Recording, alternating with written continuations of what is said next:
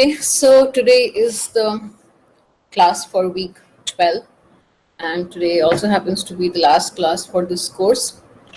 So I will start in a few minutes. I'm just waiting for a few people to join in. If you have any questions, please post it in the chat.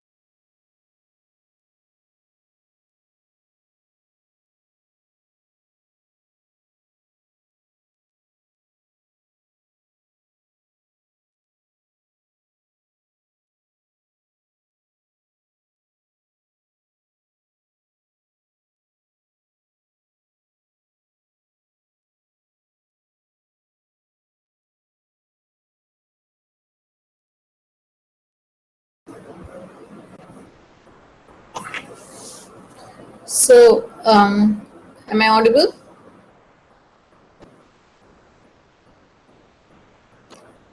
Okay, so let me do this. Yes, ma'am, it is audible. Okay. Are you able to see my screen? Yes, ma'am. Okay.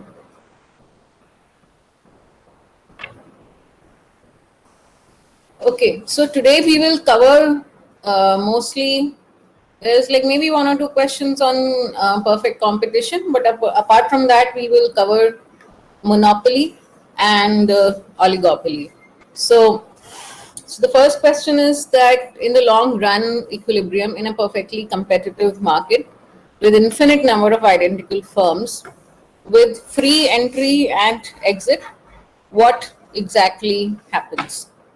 So, what do you think happens in perfect competition? So, whatever I've listed here, they are the standard assumptions for perfect competition, which is that, and you can add one more. You can add one more assumption here, like they are all the firms are producing identical goods. Identical firms actually means that they have identical goods and they have identical cost structures also. And the main assumption is that there are infinite number of firms and there is free entry, free exit. There's no entry or exit costs. So, what exactly happens in the long run in the equilibrium?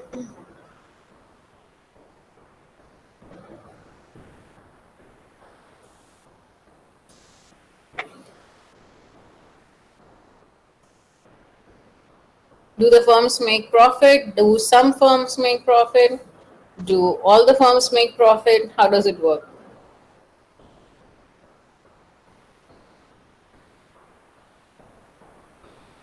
Or is it something you can't determine at all?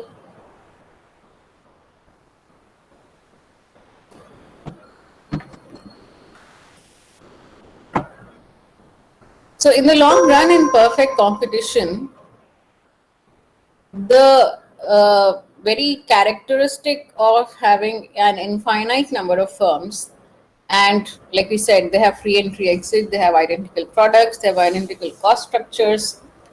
So basically, as soon as any firm basically increases the price or starts to make some profit, so what happens is, like, let's say there is some market, okay, there is some market, and say the market price is P, okay, and maybe there is some profit to be made in that market.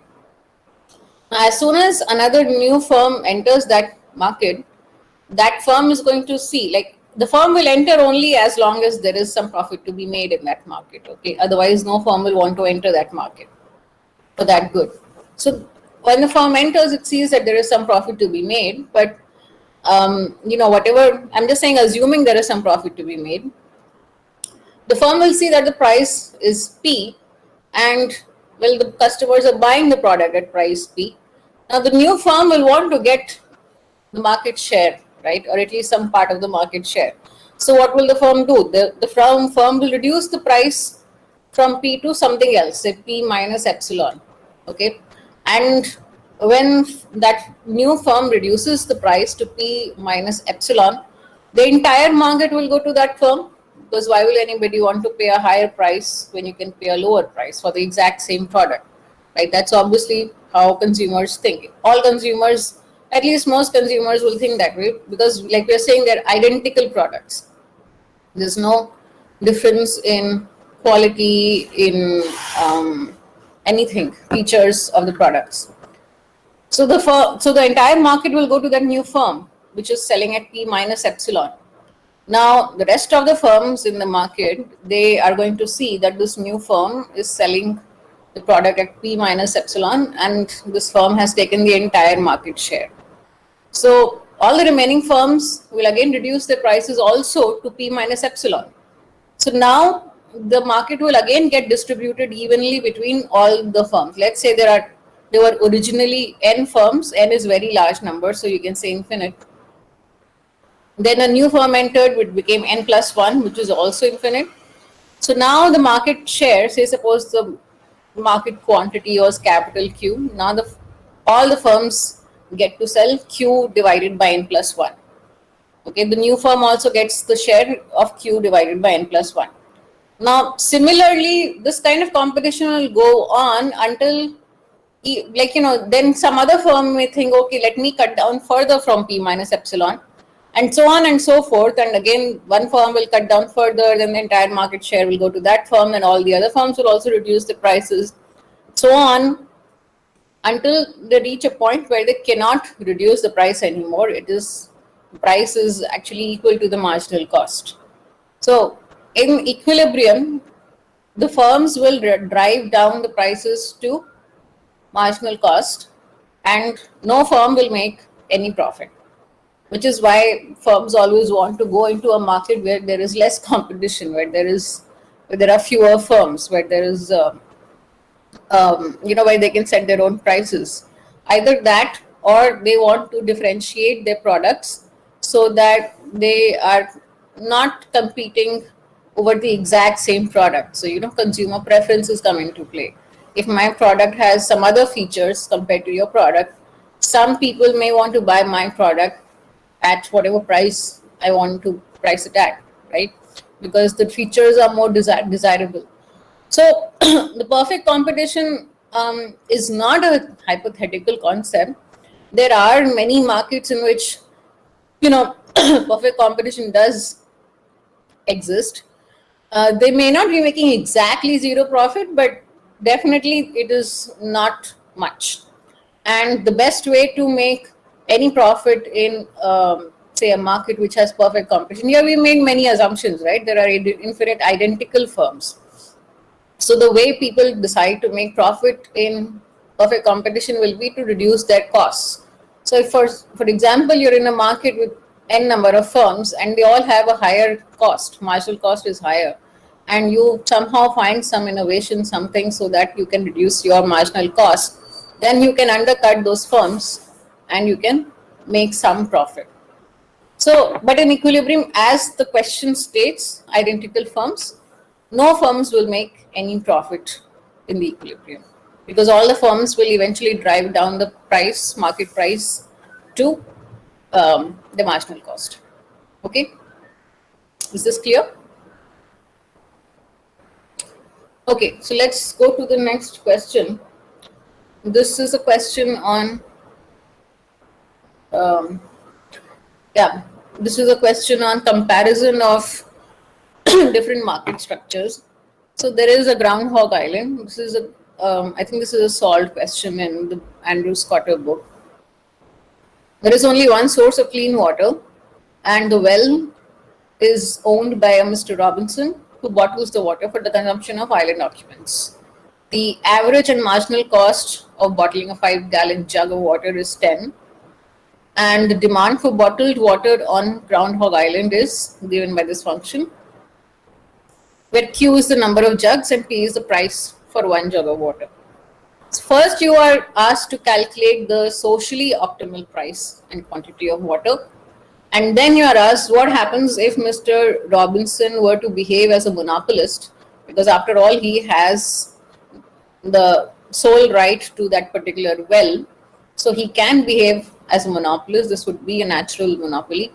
So what if he were to price and produce the jugs of water as a monopolist? Then what happens in that case? What is the price and quantity in that case? So I'll give you a few minutes to think over it and then I'll solve the problem. In the first question, you told something about all firms together bring down price to marginal cost.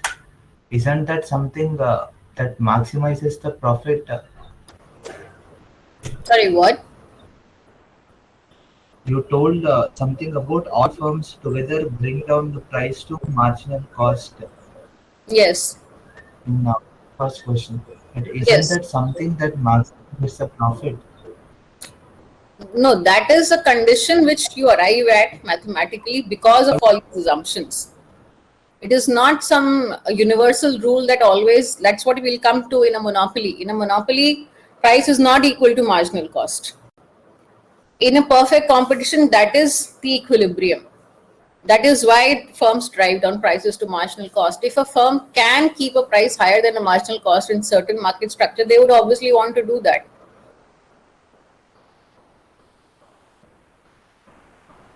Is it making sense? Okay, man. Yeah.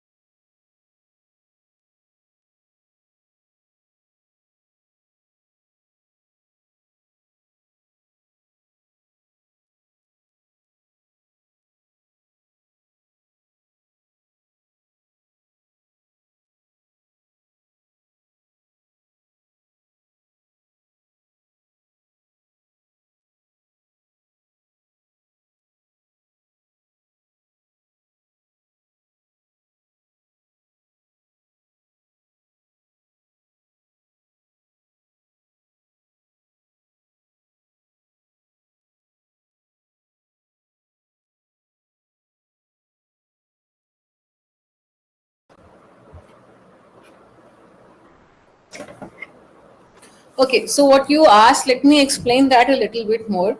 In perfect competition, we derived the condition of price equal to marginal cost based on, like, whatever calculus and all we did. So price equal to marginal cost is the profit maximizing condition. And in this case, that condition, what we have derived, is based on firms being price takers. Right? Each firm is, taking the price, market price as given. We're not talking about firm having any kind of market power.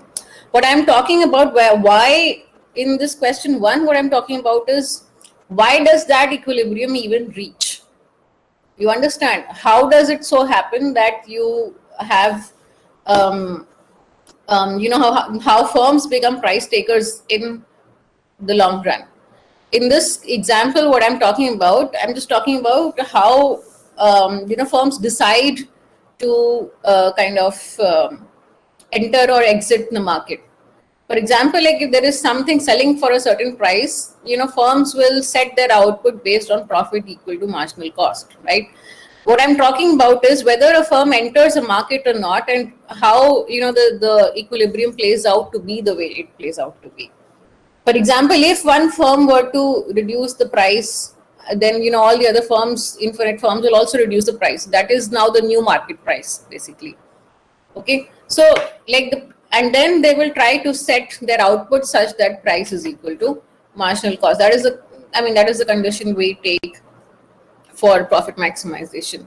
So when I was talking about firms reducing their, driving down prices, if it's confusing you, you can forget about that part. I was just explaining the psychology behind it. Okay. All right. So let's go to question 2. So the first one, so the first part is asking you to calculate the socially optimal price and quantity of water. Let's see what this comes out to be.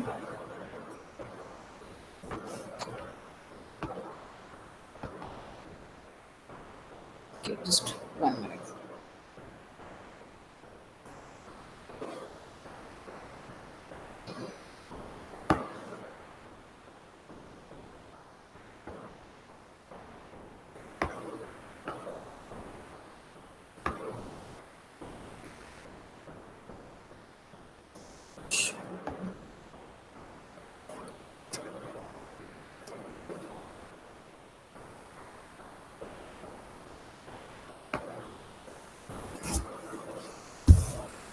Okay, so let's solve the first part first. So this is part A, which is the socially optimal price and quantity. So the socially optimal price and quantity happens in the case of perfect competition, like, which is what we were just discussing. That is the socially optimal price, because that is when the consumers are the most better off. Like this is discussed in great detail in the lectures also, that we calculate consumer surplus and you see the consumer surplus is the highest in perfect competition, and generally you will find prices to be the lowest in perfect competition as well. So let me just write down the question specifics what they've given.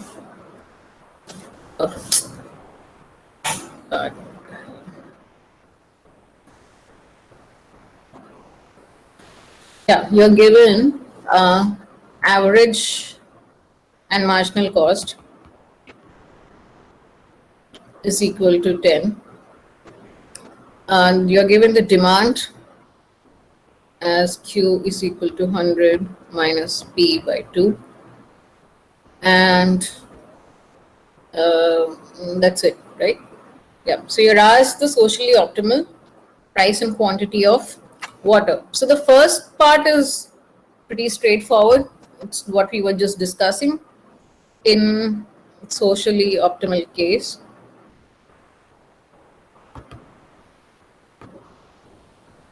Price is equal to just simply marginal cost, right? So price is equal to marginal cost is equal to 10. right? So we can calculate the quantity. It is 100 minus 10 by 2. This is 95. So this part I hope is clear. There is not too much to explain in this part. The second part is where it becomes interesting. In second part, they have asked you what is the price and quantity if Mr. Robinson were a monopolist and acted accordingly. Now we know that let's rewrite this expression for the demand curve to inverse demand curve. Say we write P in terms of Q, then we can write P is equal to 200 minus 2Q. I've just rewritten the expression. Now let's write what the revenue is for this particular firm.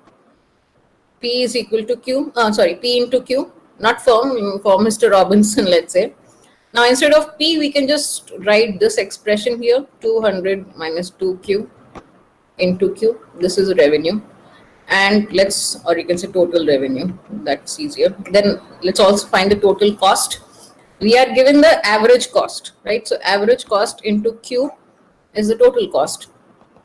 Average cost is 10, so total cost is 10Q. Well, what I'm trying to derive here is the expression for profit. So either you can do marginal revenue equal to marginal cost, which is your basic derivation from profit maximization, or you can also just write the function for profit and maximize it with respect to Q. So we can do it either way. I think the easier way here would be to just do marginal revenue equal to marginal cost, because we already know the marginal cost. So let's say marginal revenue is equal to D by dq of total revenue, which is 200 minus, this is 2q squared, so this just becomes 4q, and marginal cost is 10. So for profit maximization, marginal revenue equals marginal cost, so 200 minus 4q is equal to 10, 4q is equal to 190, q is equal to 190 by 4, and this is 447.5. So I hope others also got the same answer. And P you can calculate from here. This is what 200 minus 2q, right? So 200 minus 2q, P is equal to 200 minus 47.5 into 2 is 97, I think, or 90 what?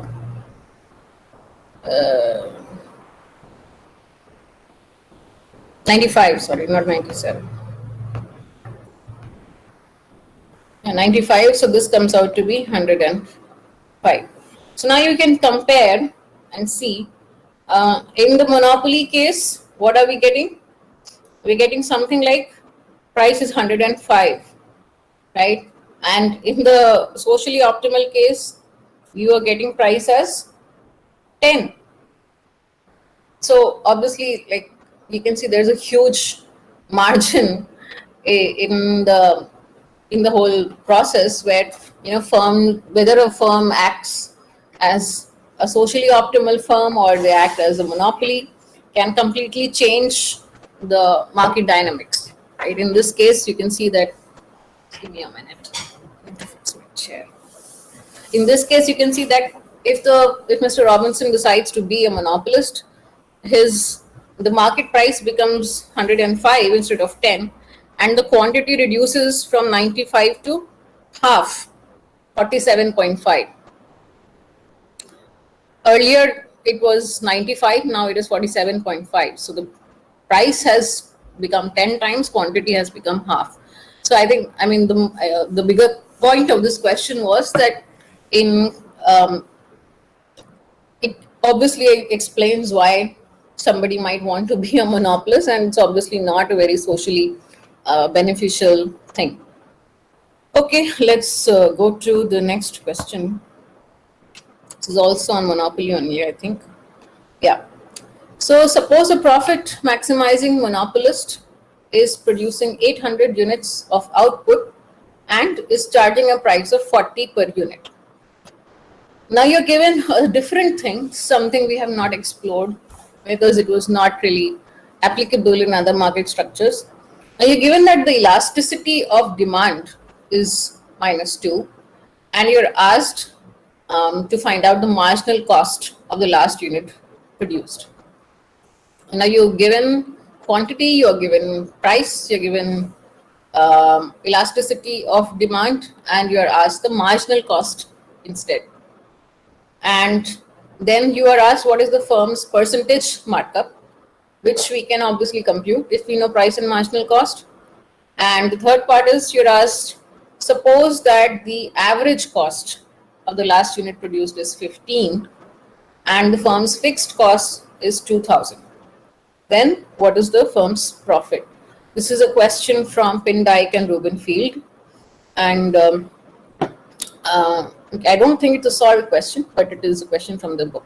So I'll give you a few minutes to just think over it. It's actually, if you know the relation that we use in the case of a monopoly between price and marginal cost, then this will be straightforward to you. So just just take 2 minutes. I'll drink water in that time and then we'll solve it.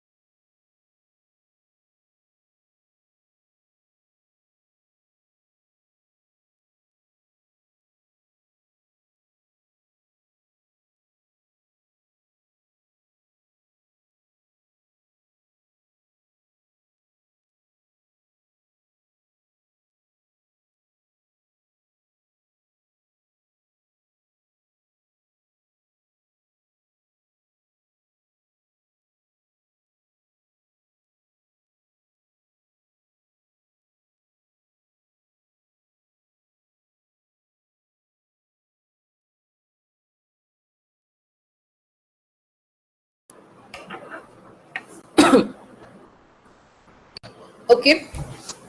So did anybody solve it? Did you get the answer?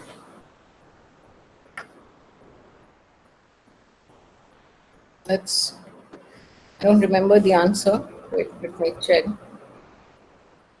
So, do you remember the condition between price and marginal cost? This is question number 3, right? 3, yeah. So let's first write down everything we are given. We are given quantity is 800, price is 40, epsilon is -2, which is price elasticity of demand. You're asked marginal cost, and you're asked the markup. Okay, and then you're asked the firm's profit. You are given the average cost of last unit is 15, fixed cost is 2000, and you're asked the profit. Okay, so let's look at the part A. Part A is just asking you. Part A is asking you the marginal cost, and marginal cost in the case of a monopoly is nothing but price into 1 plus 1 upon epsilon. Right? If you don't remember how we got this, we can just derive it. This is, I think it is there in the lectures, right? If it's not there, I don't remember, but I think it was there in the lectures. So basically what we want to do in a monopoly, I'll just quickly recap this. We maximize over quantity and we write profit as a function of Q, which is what I was doing in the previous question also. Marginal revenue in terms of elasticity of demand is there in lectures, but I don't know about marginal cost. Okay, yeah, I'll just derive it then. I think it is interesting and it will probably help understand that also. Okay, so this is what I was doing previously also, but let me explain it fully. So maximization of profit over Q, that is what you want to do.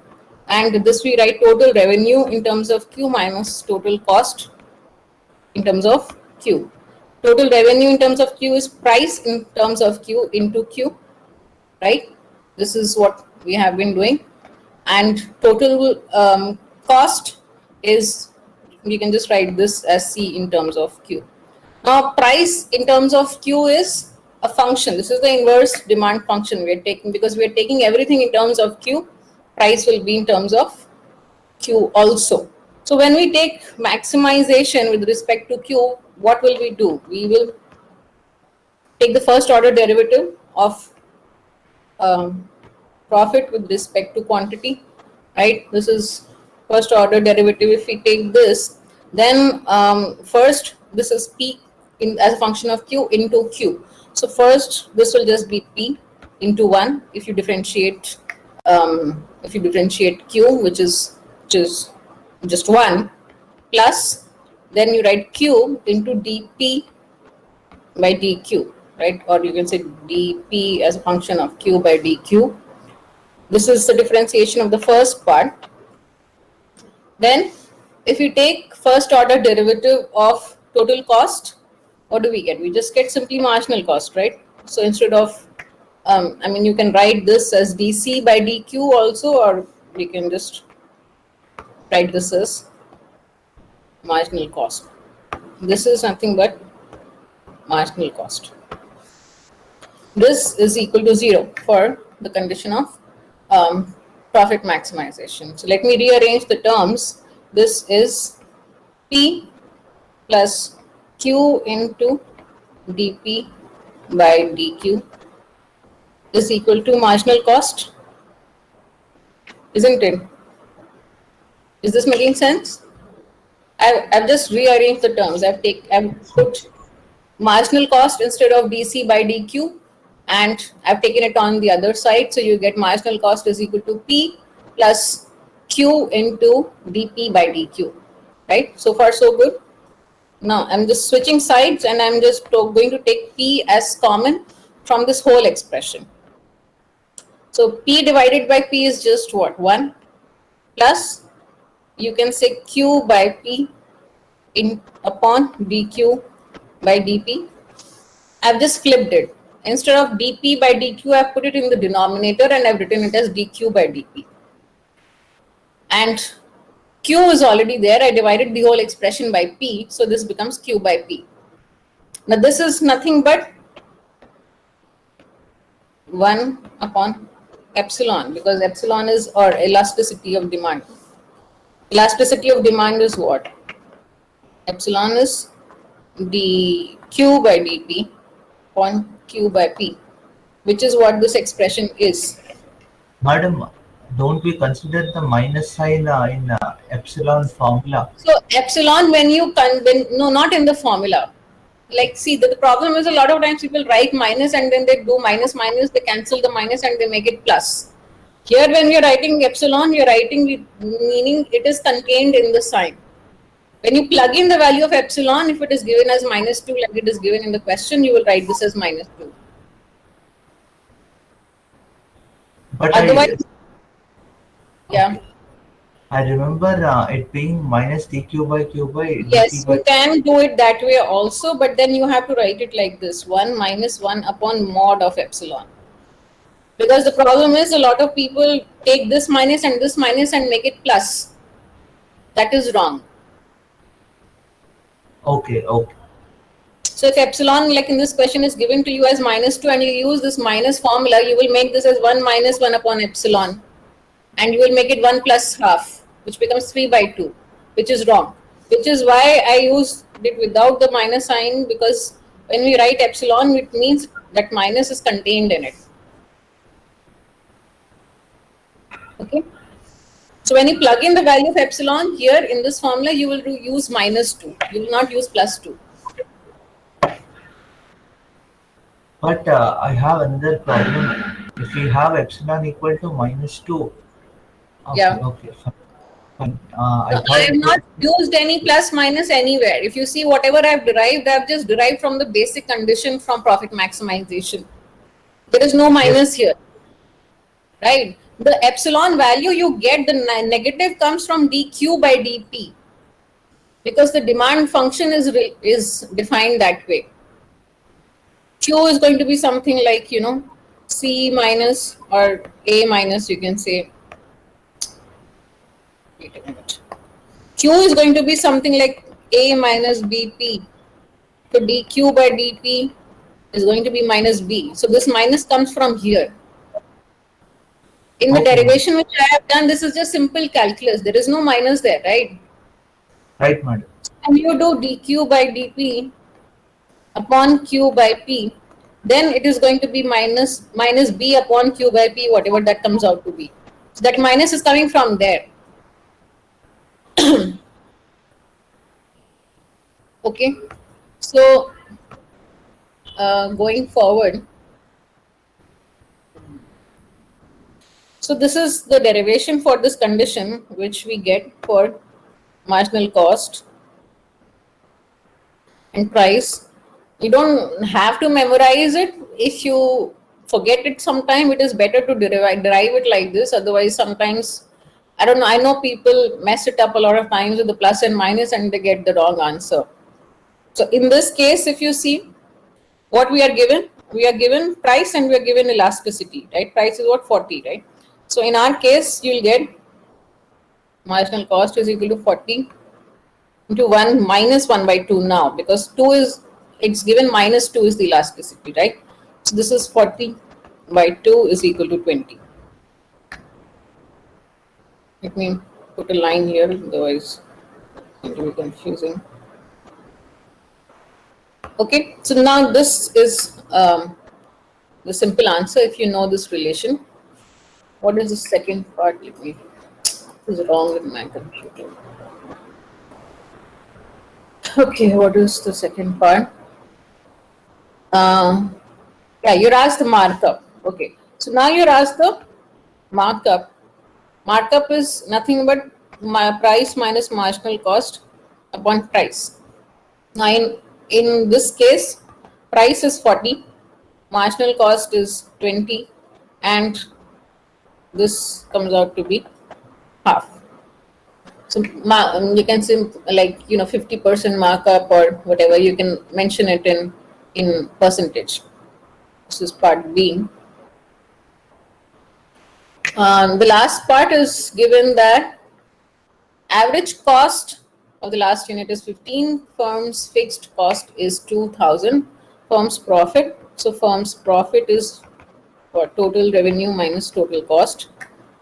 In this case, we know the price, we know the demand function. Do we know the demand function? No, but we know Q. Okay, we know Q and we know P, so we know the total revenue. Total cost is nothing but average cost into quantity. Average cost is 15.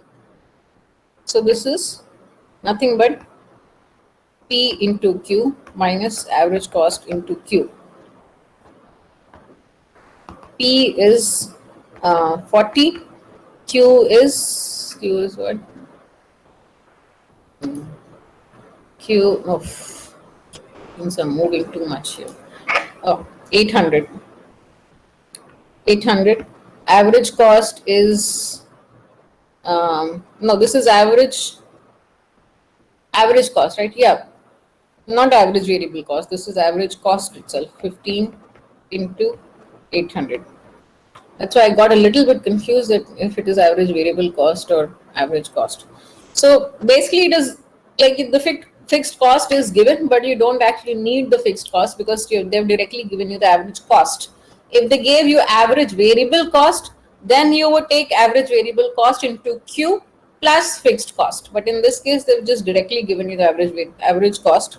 So pi is nothing but this is 40 minus 1525 into 800, which is what, 2000, 20,000 something, right? 2000 or 20,000? What's the answer? 20,000, sorry. There's one more zero here. 25 into 8 is 200 and 100, that's 20,000. Okay, so this is the final answer. This is looking very messy, but okay, I'll clean it later. Okay, any questions so far? Okay, let's go to the next question.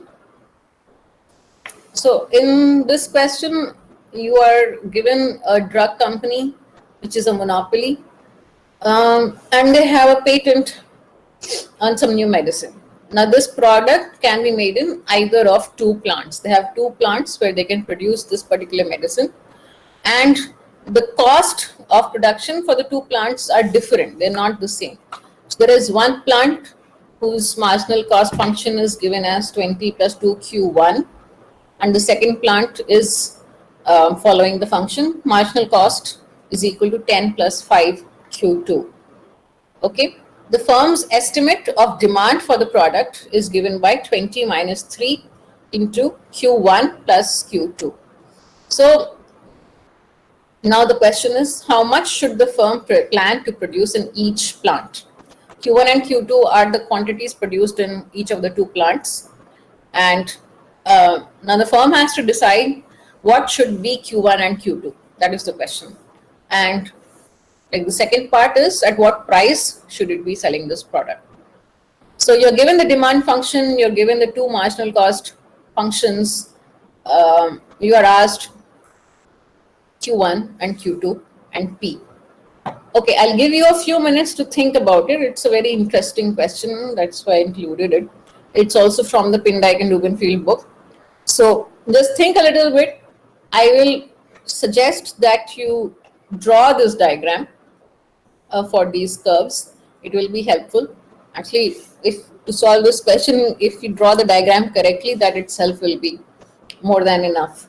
So just draw the diagram and see how we will solve this.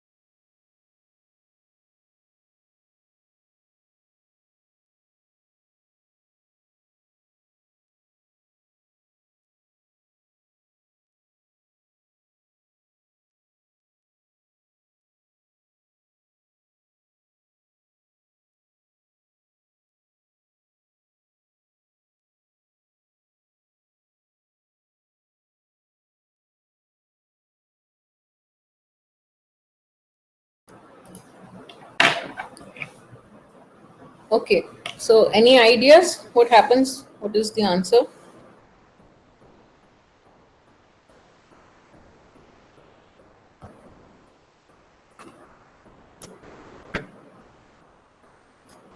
We are given marginal cost 1 is 20 plus 2q1, marginal cost 2 10 plus 5q2, and inverse demand 20 plus 3 q1 plus q2. Now, like I said, first let's draw a diagram of all of these curves. I can write 220 minus 3q. My q is equal to q1 plus q2. So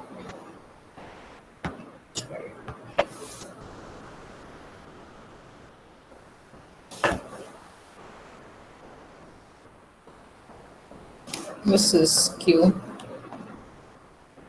this is p. First, let's draw the demand curve. So demand is price is 20 when demand is 0. So this is say 20, or wait, let me fix. Sorry, give me a moment. And this diagram should be a bit bigger.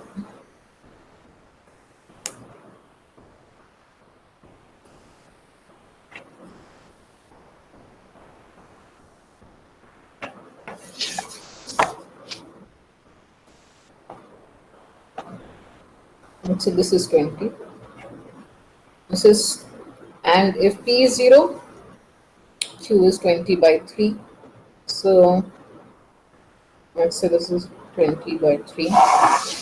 And this is the demand curve. Let's draw the two marginal cost curves. So marginal cost curve 1, for q1 equal to 0, marginal cost is 20. The marginal cost curve is going to be an increasing function. And when marginal cost is 0, obviously q is negative, that doesn't matter. So this is going to be increasing function of q. Something like this, marginal cost 1. And the other function, marginal cost 2. So this is, say, here, 10 plus 5q2. So this is something like this.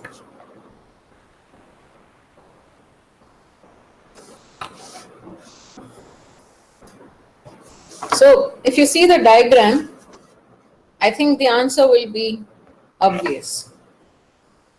Now if you see the diagram for marginal cost curves, for plant 1, the marginal cost curve is always above the minimum quantity the firm can even produce. Isn't it? If you see, the firm is so if you see marginal cost 1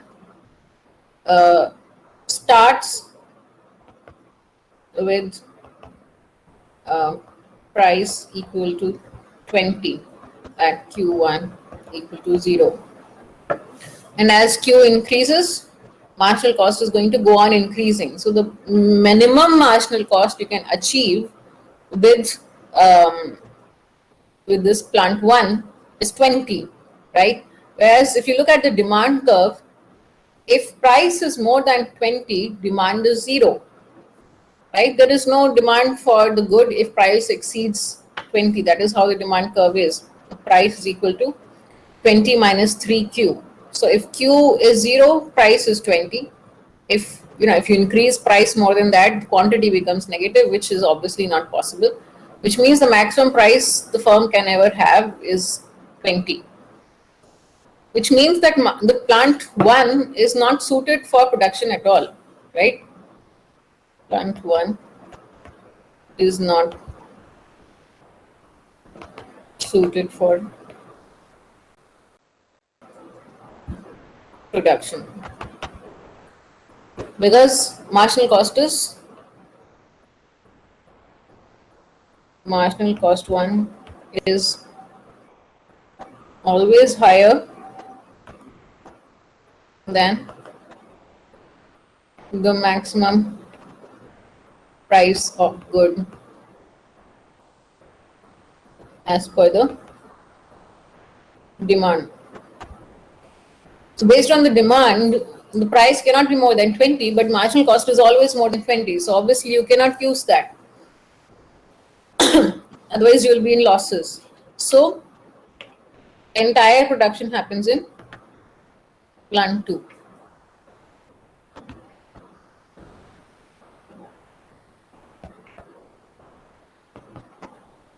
If you are unable to, I mean, if you don't catch this aspect of the question feels very difficult, because you can keep setting quantities and you can keep optimizing and the values don't come out. So this is the most important part of the question actually. So then that means Q, capital Q is equal to Q2, since Q1 is equal to 0. So now, now we can solve this problem. So entire production is in firm plant 2. So therefore profit is nothing but total revenue, or we can just use marginal revenue equal to marginal cost. In fact, that might be simpler in this case. For profit maximization, marginal revenue is equal to marginal cost. I said marginal revenue equal to marginal cost because we are directly given the function for marginal cost. So we don't actually need to compute the total cost at all. We can just directly use this condition, which is always true. Then we can write total revenue is P into Q2, because Q2 is the entire quantity. And now, or let's use this expression here. P is equal to 20 minus 3 Q2 into Q2. This is total revenue. Marginal revenue is D by D Q2 of total revenue. This becomes 20 minus 6 Q2. Now marginal revenue is equal to marginal cost 2 here. It's 20 minus 6 Q2, and marginal cost 2 is given as 10 plus 5 Q2. Now you simplify this. This becomes 20 minus 10 is 10. This becomes 6 plus 5 is 11. Q2 is 10 by 11. And you can plug this back into the demand function. Sorry, 20.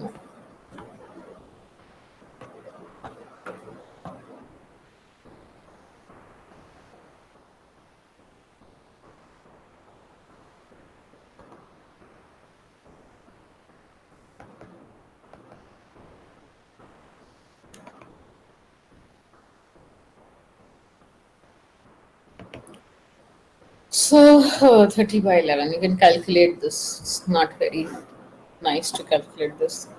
It's 2.7 something something. 28, 22, 80, 77. 2.72. So yeah, this becomes 17.8 or 9 or something like that. And I'm just putting a very rough value. This, you can calculate what this comes out to be. Let me see what the answer is. Yeah, 27, not 7. This is 273 and this is 0.91. Yeah. So these are your values when you solve the question. Okay. Any questions on this?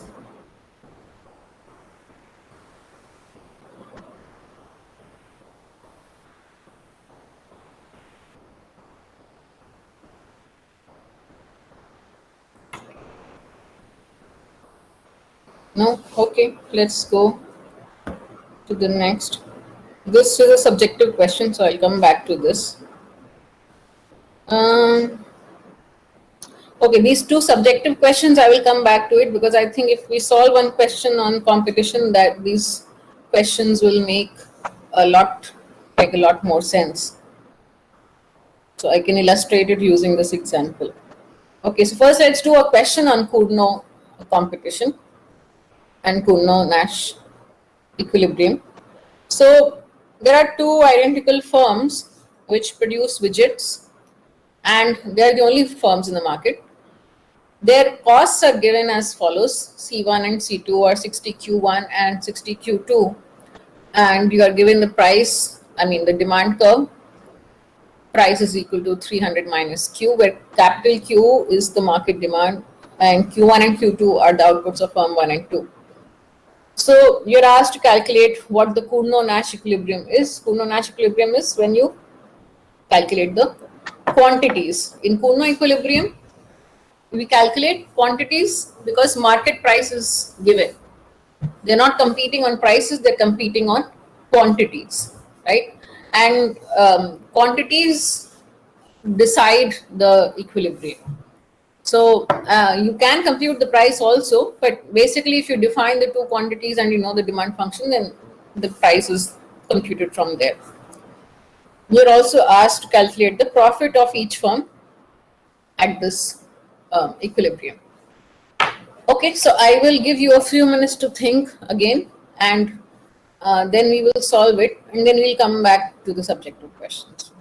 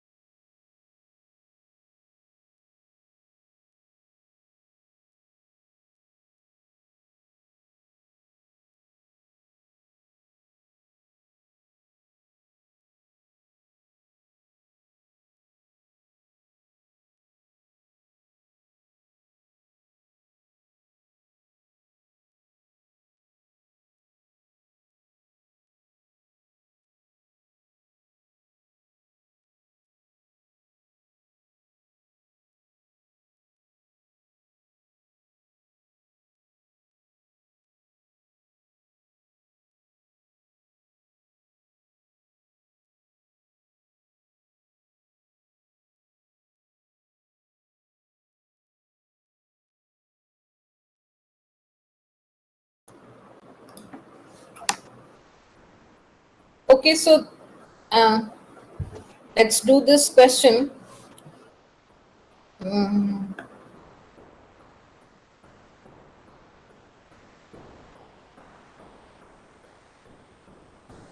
This is question number 7. We are given the two cost functions as C1, 60Q1, C2 is 60Q2. So, by the way, this is a very simple question, relatively speaking. I will also take up another question which is a little different from this, but I first wanted to illustrate how you tackle Kurno kind of problems. And hopefully, if we have time, I will do that also. Your Q is your market demand, so that Q is equal to Q1 plus Q2. And yeah, that's it. So you're asked to find the Nash equilibrium. So now we know, like, the condition for profit maximization is simply we write the profit function of each firm in terms of its own quantity and the other firm's quantity. What do we mean by that? What we mean is that each firm knows that the other firm will be producing some quantity, right? I'm producing Q1, the other firm is producing Q2, and we know that the entire market demand is fulfilled by just the two of us, Q1 and Q2. Now we can assume that the other person is producing Q2 and write our profit function in terms of my quantity and the other person's quantity. So let me just write that. So the profit function for the firm 1 will be nothing but total revenue of firm 1 minus cost of firm 1, right? This is what? Price into Q1 minus C1 as a function of Q1. Now price, we know from this equation. Let's number these equations. This is 1, this is 2, this is 3. From equation 3, we know price as a function of market demand. So this becomes what? Pi 1 is equal to 300 minus Q1 minus Q2, because capital Q is Q1 plus Q2. This into Q1 minus C1 is given to us as 60 Q1. So this is your profit function for the first firm. Now, similarly, you can write the profit function for the second firm. This is P Q2 minus C 2Q2. This is again going to be a very similar kind of function. This is 300 minus Q1 minus Q2 into Q2 minus 60 Q2. Now, if you see, both the equations are very similar looking. For profit maximization,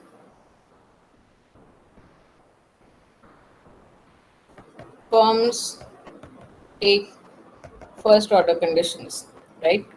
So del or d p pi 1 by d q1 is equal to, which is the first equation,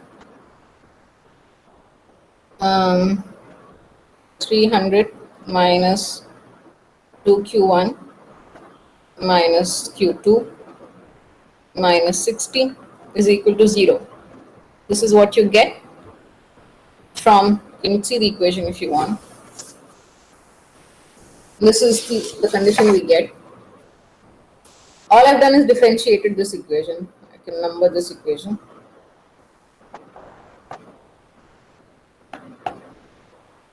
From equation 4, if you differentiate it, you get this relation. Now we can just write Q1 in terms of other things. 300 minus 60 is 240 minus Q2 by 2. By symmetry,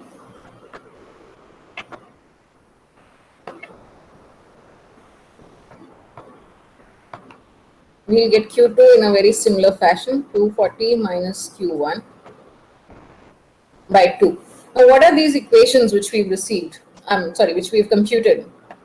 These are nothing but the best response functions of the firms to each other's quantities.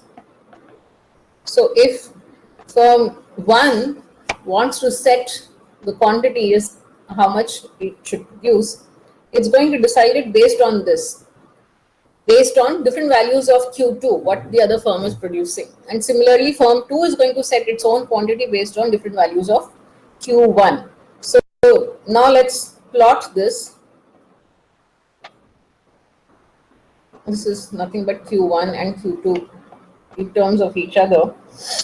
So let's make Q2 first. If Q1 is 0, Q2 is 120. And if Q2 is 0, Q1 is, I think, 240, right? Let me make this lesser. So this is 120 and this is 240.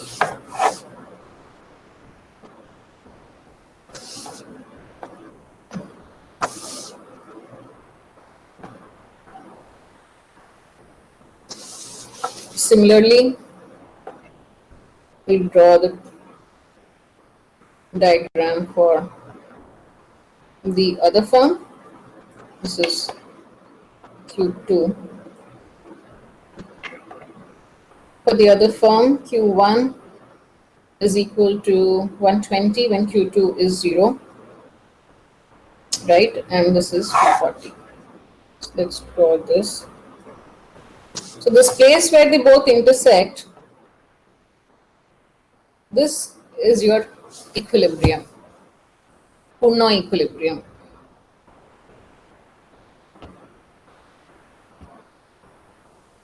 This is the place where they're both playing their own best responses to each other, which means this is, in a mathematical way, you can say this is where the point where both the equations simultaneously solve each other. You have two equations in two variables, Q1 and Q2, and this point of intersection is where both the equations are simultaneously solved or they both intersect.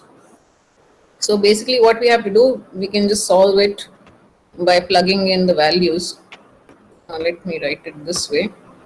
Say Q2 we write as 120 minus Q1 by 2. 120 minus half into, now you plug in the value of Q1 here. It's actually becoming very messy. I'll solve it below this.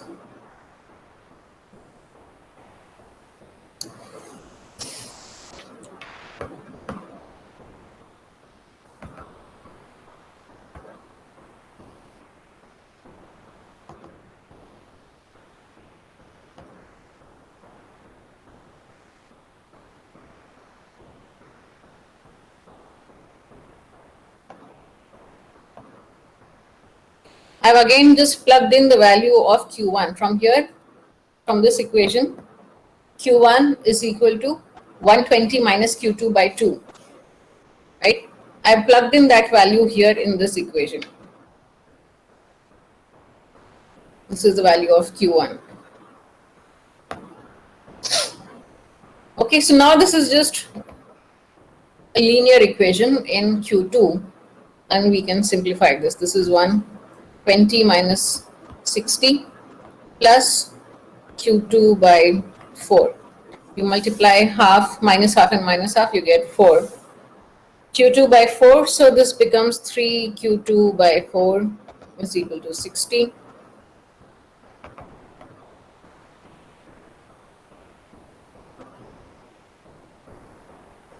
Q2 turns out to be 80 and most likely Q1 will also be 80 because they're very symmetric.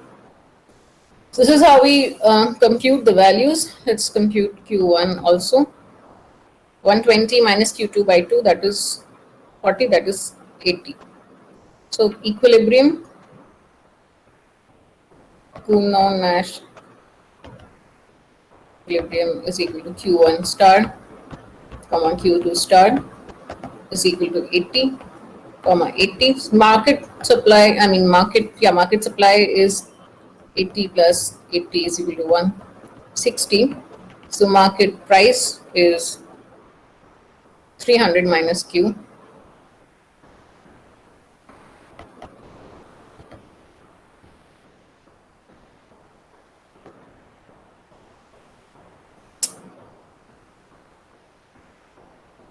140, sorry, not 240.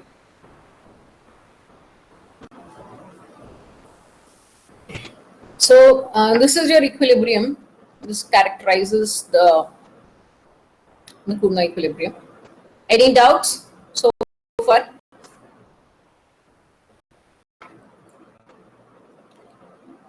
No? Okay. The second ma'am. part was, okay.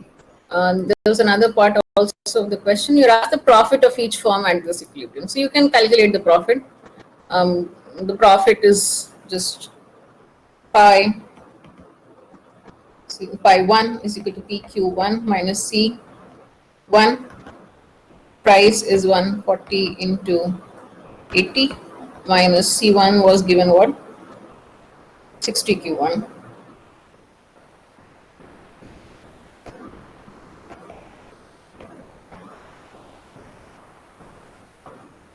This becomes 140 minus 60 is 80 into 80, 6400. This is, I mean, I've gone over it really fast, but I think this part is relatively simple. You can just compute the values. Pi 2 is also going to be the same because everything is the same. So this is also 6400. So I know this, I think like this work, it looks very untidy in this. I will clean it up before I upload it. Okay, now what if this whole setup, instead of Coulomb, if this were Stackelberg, which is the next part of the question. So it says in question 6, not 6 actually, this is question 7. In question 7, assume firm 1 is the leader and firm 2 is the follower. Then you're asked to find the reaction function, the Stackelberg reaction function of both the firms. And of course, you're asked to find the Stackelberg equilibrium also. Right now, the difference between Coulomb and Stackelberg is that in Coulomb, both the firms are setting their quantities simultaneously and neither knows what the quantity has been set by the other firm. Right? So both are simultaneously guessing or assuming that the other firm's quantity is Q1 or Q2, whatever. And based on that, they find their own reaction functions. And the equilibrium comes out to be the place where both the reaction functions are simultaneously satisfied. In Stackelberg, that is not the case. In Stackelberg, there is like one firm which is the leader. In this case, it is firm 1. Because firm 1 is the leader, it is going to set its quantity as Q1 first, and then the next firm sets its quantity. So that means, like in game theory, this is basically a sequential game, not a simultaneous game. So in this, what happens is that one player takes the decision, not chooses the strategy first, and then the next player is choosing their strategy. So firm 1 is setting Q1, and then Q2, then firm 2 knows what is Q1. And based on that, they're not guessing, they know the actual value of Q1. Based on that, firm 2 is going to pick their Q2. Now firm 1 knows that firm 2 is going to do this. Right? Firm 1 knows that if it picks Q1, Q2 is going to pick its own function based on that. And firm 1 is already going to factor that into account when it is picking Q1. So I will just give you a few minutes to think over it. I mean, this is explained in the lectures also, but I will solve it. So just try to solve it using this logic for a few minutes first, and then I'll solve it.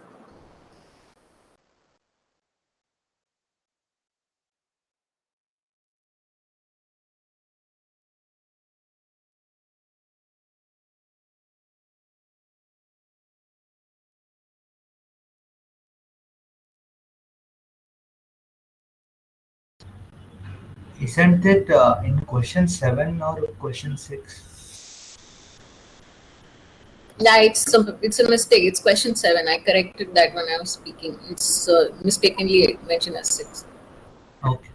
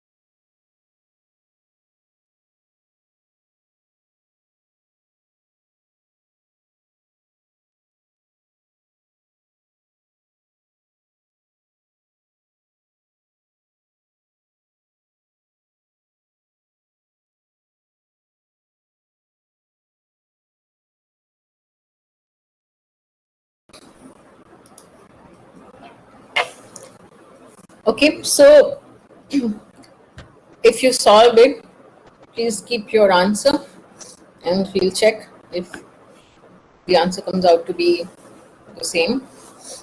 What we'll do in this case is that we'll do a similar kind of a calculation, but not the exact same. Yeah. The difference being that Q1 is known to Q1 is known to both the firms. Okay, we know that Q1 is known because Stackelberg game involves stage-wise picking of the strategies, which means firm 1 is picking Q1, then firm 2 is picking Q2, means both the firms know what is Q1. Q2 is still going to be decided by firm 2 using the same profit maximization condition which we did before. So pi 2 is equal to PQ2 minus C2 Q2, which is again one second, what we did here, right, before this. Yeah, so here we have calculated pi 2 and we found out the condition for this is pi 2. You can see this equation. This is the equation we get from profit maximization. Here we have put we plugged in the value of price in terms of Q1 and Q2 and we got this condition, Q2 equal to 240 minus Q1 by 2, right? So I'm not redoing this because we've just done this. So I'm just numbering this equation. Let's say this is 5, this is 6, and this is 7. So from equation 7, we can just write here from equation 7 of question 7, we get Q2 is equal to 240 minus Q1 by 2. This part is going to be the same, except in this one, Q1 is not a guess, Q1 is known. Now, excuse me, we talked about the profit maximization of firm 1 now.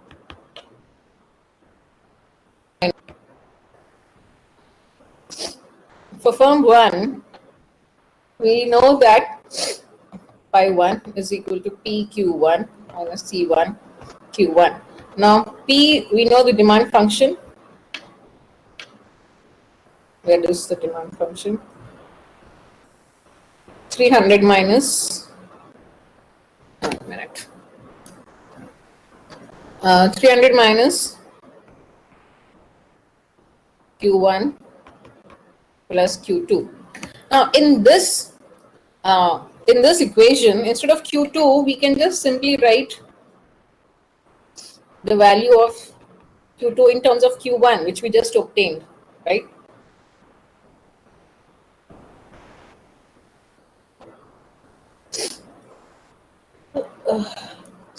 So this way we have got the entire equation in just Q1. We are just trying to simplify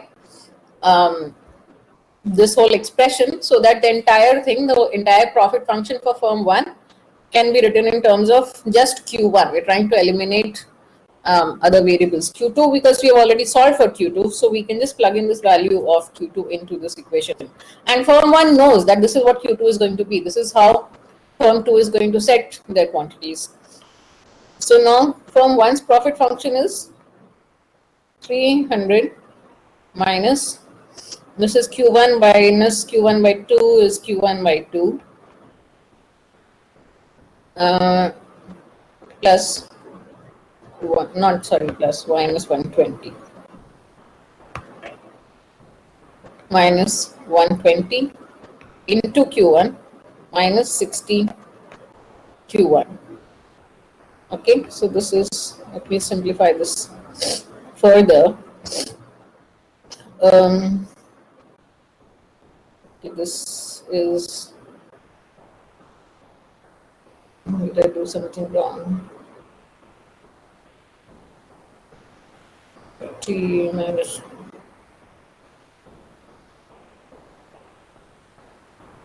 no, it's correct. So Q1 minus Q1 by 2 is Q1 by 2, and there's a minus. This is fine. 240 by 2 is 120, and this is minus 120. Okay, so this is 180. Shouldn't it be minus 3q1 by 2 when you are taking 300 minus the one in Sorry, the what? The What? expression parenthesis, shouldn't it have minus 3q1 by 2? Why will it be 3Q1 by 2? Because p value. Okay, okay. Sorry, my Right? bad. I I've thought. simplified this part. For Q2 value, I've just plugged in as is, and I've simplified that part. Okay, ma'am. Yeah, so this is 180 Q1 minus 60 Q1 means 120 Q1, and this is minus Q1 squared by 2. Now we just take first order derivative, t pi 1 by t Q1, 120 minus Q1 equal to 0. From here it is straightforward, you get Q1 star equal to 120. From here we can plug in the value of Q1 star into Q2. Q2 is 240 minus Q1 by 2.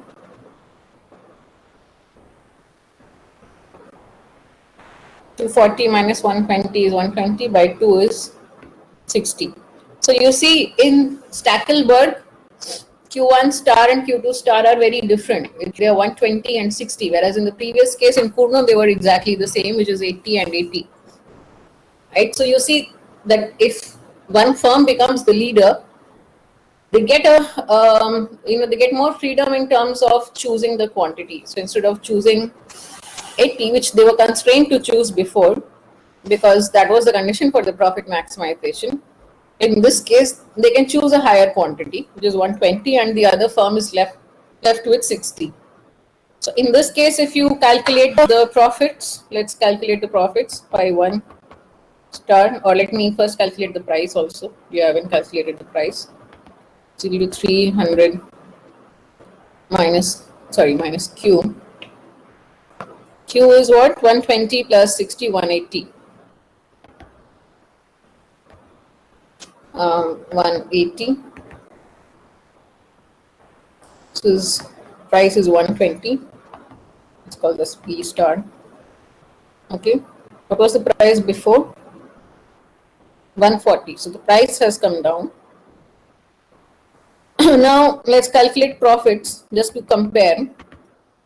This is P into Q1 minus C1.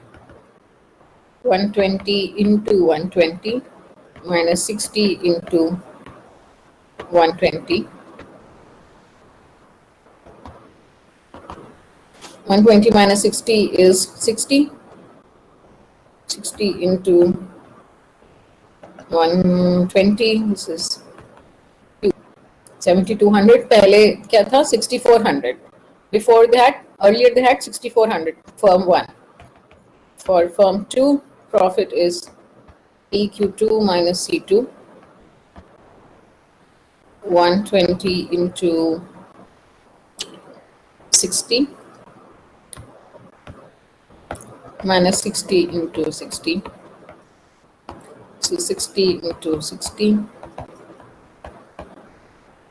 So you see that profits for firm 1 have increased and for firm 2 have decreased, because firstly price has come down to 120 and firm 2's quantity is also lesser, so the profit is taking a big hit from 6400.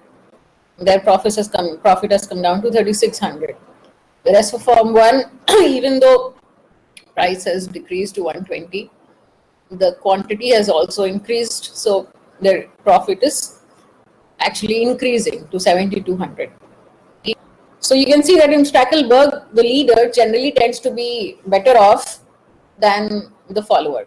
which is not the case in Kuno. In Kuno, I mean, we have taken a very symmetric case. If the cases like the cost functions or something else is very asymmetric, then the solution is going to be very different. But if the two firms are absolutely symmetric in every other way, then in Stackelberg, the leader has higher profit and can obviously choose a better quantity, higher quantity usually. And in Kuno, they're both equally off, like equally well off. There's no one who is better off. And that is the meaning of a Nash equilibrium also. Like in Kuno, basically, if one were to increase the quantity, it is not going to be better off, basically, right?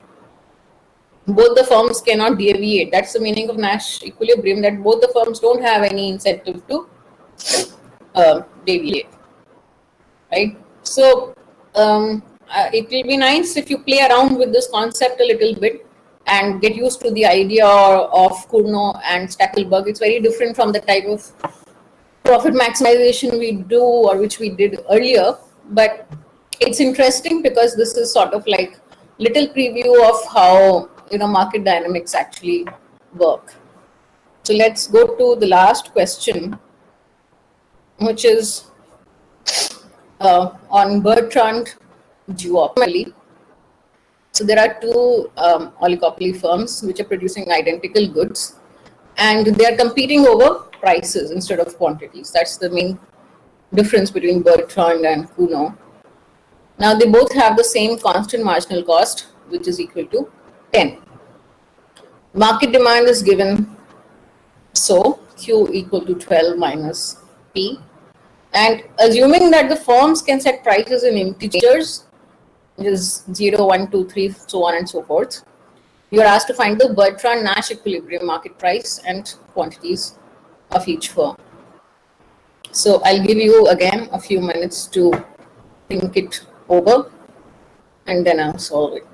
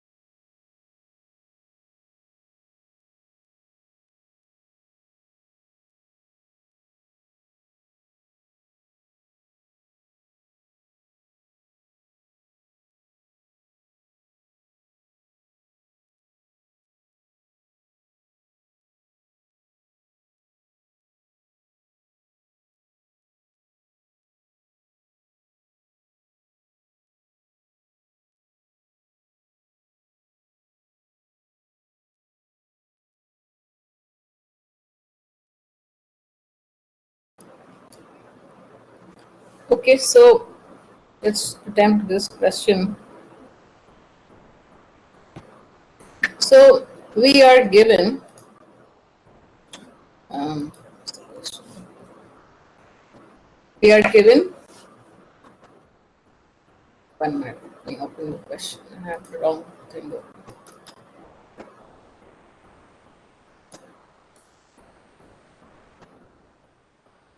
We're given marginal cost for both the firms is 10. Market demand is 12 minus P, and prices are P1 and P2, and that's it, right? We are supposed to calculate P1 and P2 and Q1 and Q2. So there are a few things here which we should understand. Firstly, that they are identical firms, identical or homogeneous products. If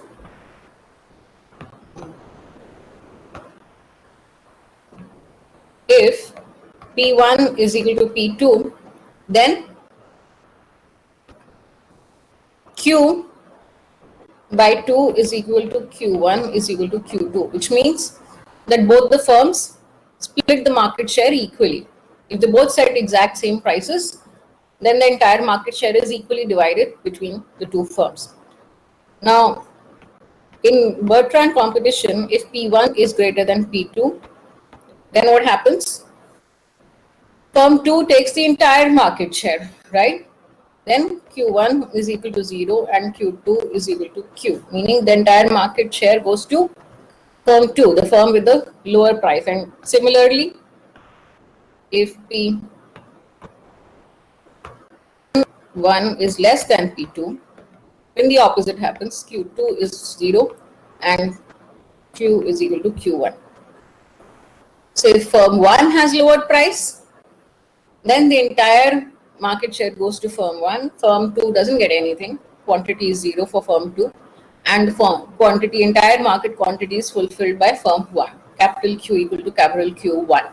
Okay, so these are a few things which you should know about Bertrand competition. Okay, this is how it works. Now, the profit function of both the firms is going to be given by pi 1 is equal to P1 Q1 minus cost 1. You're given what? Marginal cost. So we'll come to that. Like for profit maximization, what is going to happen? This is, if you want, you can differentiate it, but this is not usually how you can do it. But in general, the firms will not want to set their prices below marginal cost. Otherwise, like let's assume fixed cost is 0 to make our lives easier. Fixed cost is 0. Okay, let's just take it as that. So then we can just write pi 1 is equal to P1 Q1 minus marginal cost 1 into Q1. So this becomes price 1 marginal cost 1 into Q1. This is your profit function, right? Similarly for pi 2, for profit function for firm 2, this becomes P2 minus marginal cost 2 into Q2. Because there's no fixed cost, marginal cost is the same as average cost, and we can just take total cost as marginal cost into quantity, and this is the condition we get for profit maximization of both the firms. Now, these are just some basic things. This is not like going to give us the solution. The solution for solution, either you can make a table or you can do like lengthy reasoning. I think I generally prefer to make the table.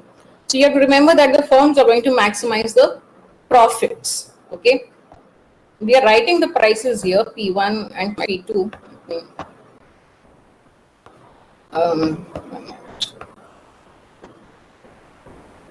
So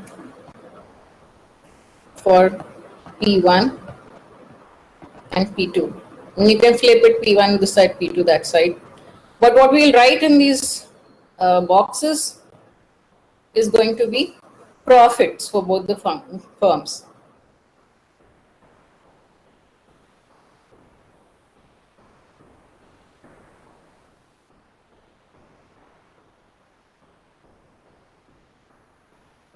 So if you saw the lecture, you will know that generally it's easier to solve it using this kind of a table. Now in these boxes, we are going to write the profits of firm 1 and firm 2. So now let's see what happens if price is 12. Now if price is 12 for both the firms, both the firms are going to split the quantity into half. But what is the value of the what is the demand function? Q is equal to 12 minus P. Now if P is 12, P1 equal to P2 equal to 12. Let me write this a little more decently. This is P2. This is P1. If P is equal to 12, there is no production, quantity is 0, both get 0 and 0. Now if P2 is equal to 11, P1 is equal to 12, entire quantity, oh wait, actually, this should be 1, this should be 2, sorry. Doesn't matter, but because it's symmetric, but it's just the right way, I think. Yeah, so if P1 is equal to 11, P2 is equal to 12 in this box. P1 is 11, P2 is 12. Then firm 1 gets the entire market and firm 2 gets nothing, right? So the price is 11 for firm 1 and quantity is going to be what? 1, right? You can do the calculation here. For P1 is equal to 11, P2 is equal to 12. Quantity Q is equal to Q1 is equal to 1. Pi 1 is P1 minus marginal cost into Q1. 11 minus 10 into 1 is equal to 1. Right? So this becomes 1, 0. Now, similarly, if you go to price of P1 is equal to 10, P2 is equal to 12, then again, firm 1 gets the entire market share and quantity comes out to be 12 minus 10 equal to 2, but marginal cost is what? Marginal cost is 10, right? So this calculation you can do mentally if you want, but you know, it is preferable to do it writing down because otherwise you will generally mess up. Similarly, by symmetry, you will get this like this. Okay. If the situation is reversed, the same calculation applies to the other firm. Now, if both the firms have price equal to 11, then what happens? P1 equal to P2 is equal to 11. Q is equal to 1. Q1 is equal to Q2 is equal to half. Pi 1 is equal to 11 minus 10 into half. This is half. Pi 2 will also be half. So this becomes this. And if both the prices are 10, this will again be 0 and 0. Now, if price of firm 1 is 10, price of firm 2 is 11, then firm 1 gets the entire market share, right? Firm 2 gets nothing, but the marginal cost is anyways 10, so you will still get 0 and 0. And similarly, you will get 0 and 0. Now, I am not filling out the rest of the table for price equal to 9 and so on and so forth, because profit is negative, right? Even if firm 1 has a price of 9 and has the entire market share, if firm 1, let me just write this for one case, P2 is equal to 12, right? 12 or any other value, then firm 1 gets the entire market share. Q is equal to 12 minus, sorry, what is the formula? 12 minus P, right? Yeah, 12 minus 9 is equal to 3, but pi 1 is equal to P1 Q1 minus CQ1, which means 9 minus 10 into Q1, which is equal to minus 3. Right, this is minus 3 comma 0. Similarly, here it's going to be 0 comma minus 3.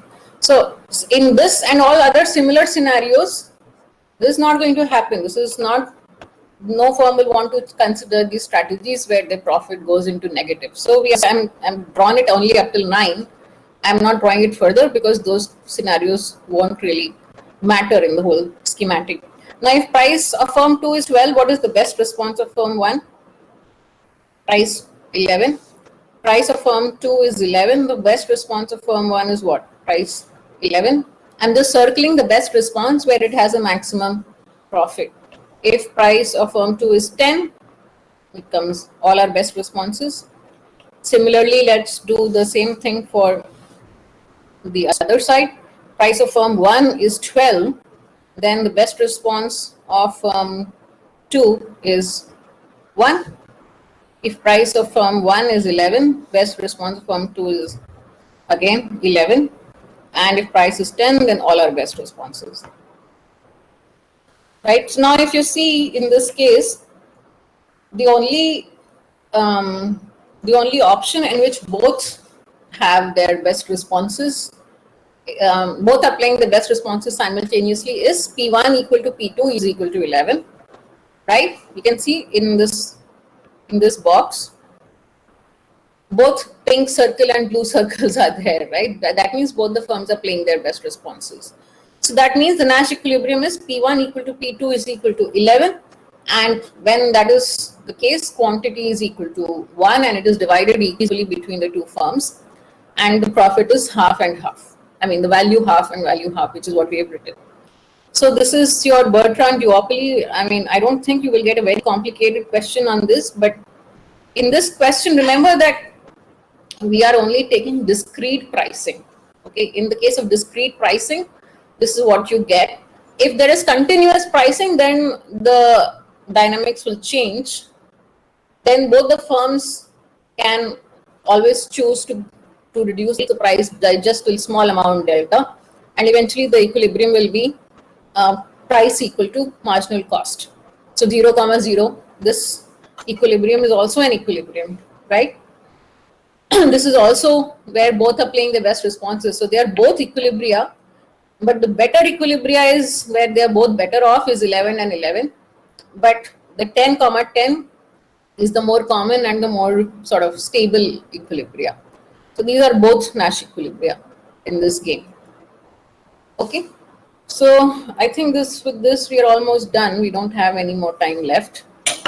So if you have any other questions, you can tell me. I mean, we've covered almost everything in the syllabus. The notes from yesterday and today I will upload, of course. I did not get the time yesterday, so I will upload yesterday's notes also. And well, if you have any other questions later on, you can post it in the discussion forum. We all see the discussion forum and we will respond to you. So thank you everyone for joining till now, and I will end it here. Okay, thank you.